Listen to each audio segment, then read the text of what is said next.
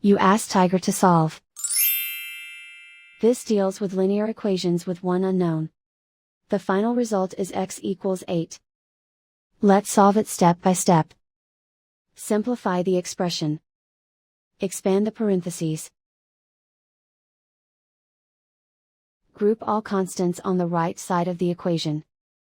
Subtract 8 from both sides. Simplify the arithmetic.